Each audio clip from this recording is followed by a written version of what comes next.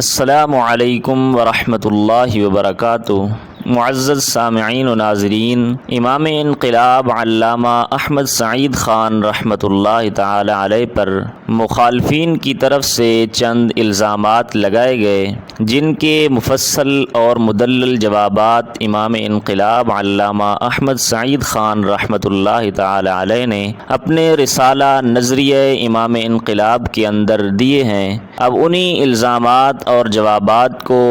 Audio کی شکل میں ہم منظر عام پر لا رہے ہیں، آپ بھی سماعت فرمائیں۔ الزام نمبر 1، آپ پر سب سے پرانا یہ اعتراض کیا جاتا ہے کہ آپ نے کسی جگہ پر حضرت علی رضی اللہ تعالی عنہ کی شان حضرت صدیق اکبر رضی اللہ تعالی عنہ کی شان سے بڑھائی ہے، اور حضرت ابوبکر صدیق رضی اللہ تعالی عنہ کو معاذ اللہ چوڑا چمار سے تشبیہ دی ہے۔ اس اعتراض کی حقیقت کیا ہے، اور آپ بلا فصل صدیق اکبر رضی اللہ تعالی عنہ کے بارے میں اپنا نقطۂ نظر واضح فرمائیں۔ یہ واقعہ در حقیقت من گھڑت ہے۔ اسی سرگودا شہر کے اندر مفتی احمد سعید تھے۔ یہاں جو میرے ہم نام تھے، جنہوں نے ایک ٹیم مقرر کی ہوئی تھی،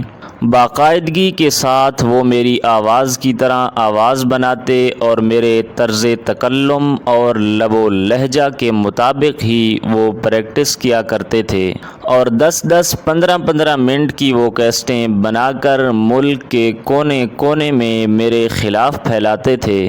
بہرحال ہم نے اس کی حقیقت کھولنے کے لیے ادھر سرگودا شہر ہی میں آ کر انہیں چیلنج کیا تھا کہ یہ سراسر جھوٹ ہے، بکواس ہے، ہم نے اس قسم کا لفظ نہ بولا ہے اور نہ ہی ہماری امانت دیانت میں ایسے الفاظ استعمال کرنا جائز ہیں۔ اس کے باوجود ہم نے یہ بھی کہا تھا کہ کسی ایک جگہ کا بااسناد اور باشہادت ثبوت پیش کیا جائے تو ہم برملا اعلانیہ توبہ کرنے کے لیے تیار ہیں۔ بلکہ یہیں سرگودا شہر میں نے تقریر کے دوران انہی دنوں میں ایک چٹ کے جواب میں کہا تھا کہ اگر فرض کریں کہ میں نے ایسے الفاظ کہیں کہے ہیں تو پورا جلسہ اور اجتماع گواہ ہو جائے کہ انی تبت الی اللہ توبۃ نصوحا وہو التواب الرحیم، مگر آج تک یہ الفاظ باشہادت نہیں ثابت کر سکے۔ اسی سرگودا شہر میں پھر ہم نے ایک اشتہار بھی شائع کروایا تھا کہ جو شخص حضرت صدیق اکبر رضی اللہ تعالی عنہ سے زیادہ حضرت علی رضی اللہ تعالی عنہ کی فضیلت کا قائل ہے، وہ اہل و سنت میں داخل نہیں ہے۔ ہم حضرت علی رضی اللہ تعالی عنہ کی شان اور فضیلت کیسے بڑھا سکتے ہیں، جبکہ خود حضرت علی رضی اللہ تعالی عنہ فرما رہے ہیں کہ علی کی ساری زندگی اور حضرت ابوبکر کی صرف ہجرت والی وہ رات، جس رات میں آپ نے بار نبوت کو کندھوں پر بٹھایا ہے، وہ ایک طرف تب بھی ان کی شان سب سے بڑھ کر اور سب سے اعلیٰ ہے۔ یہ قصہ دراصل جمالی بلوچوں والی کا ہے۔ جلسہ کے بعد نجی محفل میں چند شیعہ حضرات گفتگو کر رہے تھے۔ دوران گفتگو سید عطا اللہ شاہ صاحب بخاری رحمۃ اللہ علیہ کی بات چل پڑی۔ بات چلتے چلتے میں نے کہا کہ ایک مرتبہ شیعہ حضرات نے حضرت شاہ صاحب سے کہا کہ آپ سید ہیں، اس کے باوجود آپ حضرت علی رضی اللہ تعالی عنہ کو خلیفہ چہارم مانتے ہیں، کم از کم آپ کو تو چوتھا خلیفہ نہیں کہنا چاہیے۔ تو حضرت شاہ صاحب نے تفنن طبع کے طور پر فرمایا کہ میاں، شان اور کمال پہلا خلیفہ ہونے کی وجہ سے نہیں بڑھتی، یوں پہلے آنے سے شان زیادہ نہیں ہوتی۔